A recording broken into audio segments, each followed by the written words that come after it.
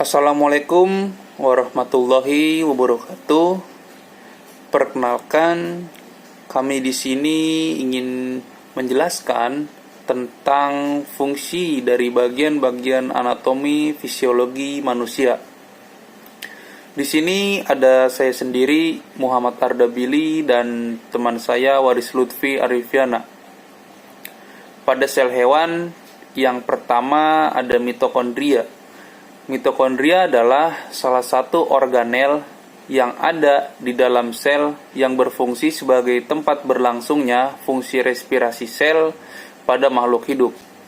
Yang kedua ada ribosom.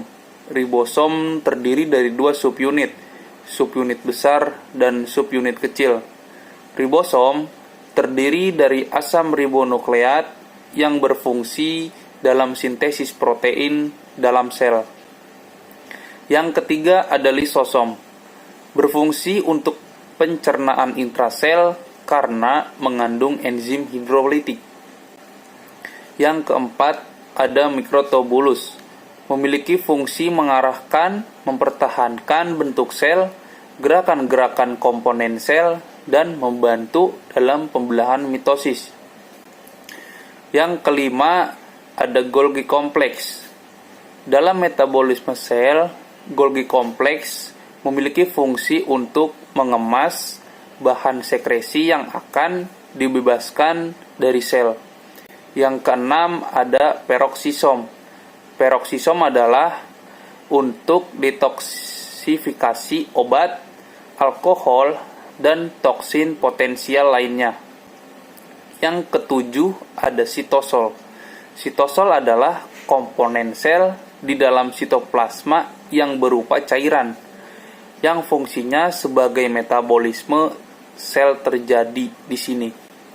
Baik, selanjutnya yang kedelapan ada nukleus. Nukleus sangat penting karena menyimpan informasi genetika yang menentukan karakteristik dari sel, tubuh, dan fungsi metabolik. Yang kesembilan ada membran plasma. Membran plasma sebagai pengontrol masuknya nutrien serta sebagai keluarnya hasil metabolisme. Yang ke-10 ada retikulum endoplasma, pembentukan membran sel baru dan komponen-komponen sel lainnya, serta membuat zat-zat untuk disekresi. Yang ke-11 ada nukleofor, fungsinya sebagai jalan keluar masuknya zat dan bahan-bahan dari dan dalam inti sel.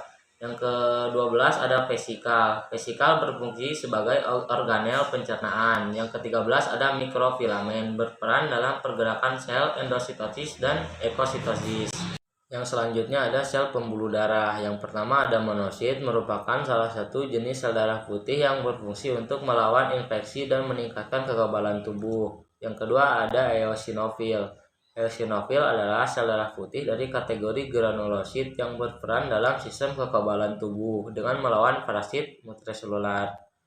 Yang ketiga ada basofil, merupakan salah satu jenis sel darah putih yang memiliki peran penting sebagai kekebalan tubuh.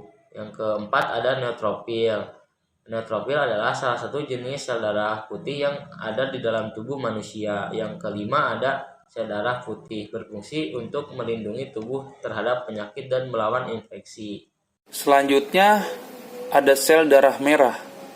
Yang pertama ada eritrosit. Eritrosit membawa oksigen dari paru-paru untuk diedarkan ke seluruh tubuh, serta mengangkut kembali karbon dioksida dari seluruh tubuh ke paru-paru untuk dikeluarkan. Yang kedua ada leukosit. Komponen darah ini mengemban tugas yang tidak main-main, yakni melawan infeksi virus, bakteri, jamur yang memicu perkembangan penyakit. Yang ketiga ada trombosit.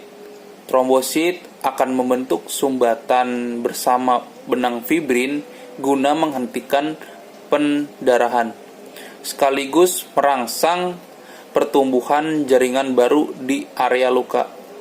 Yang keempat ada plasma darah.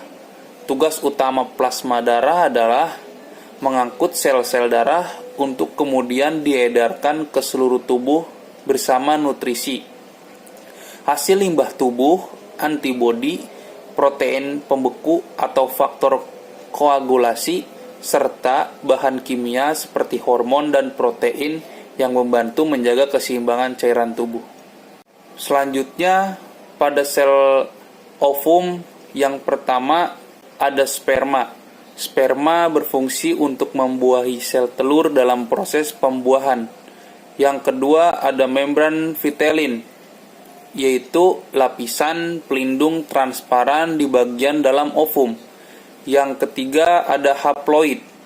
Haploid yaitu sel benih matang betina yang siap untuk bergabung dengan sel benih jantan.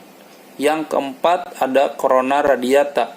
Corona radiata fungsinya menyediakan sel telur dengan protein esensial dan bertindak seperti pembungkus gelembung, melindunginya saat berjalan menuruni tuba falopi.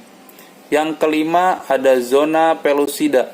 Zona pellucida melindungi sel telur dan embrio dari kerusakan mekanik selama ovulasi dan perjalanan sepanjang saluran reproduksi betina.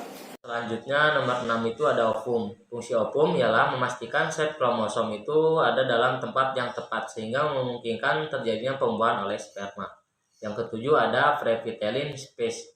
Fungsinya pergerakan embrio selama perkembangan sampai menetas. Yang kedelapan ada pronukleus pria. Fungsinya untuk menghasilkan serubung nukleus kontinu yang mengelilingi nukleus zigot. Yang kesembilan ada pronukleus wanita. Fungsinya untuk proses pembuahan. Mungkin itu saja yang dapat berdua kami sampaikan. Kurang lebihnya mohon maaf. Wassalamualaikum warahmatullahi wabarakatuh.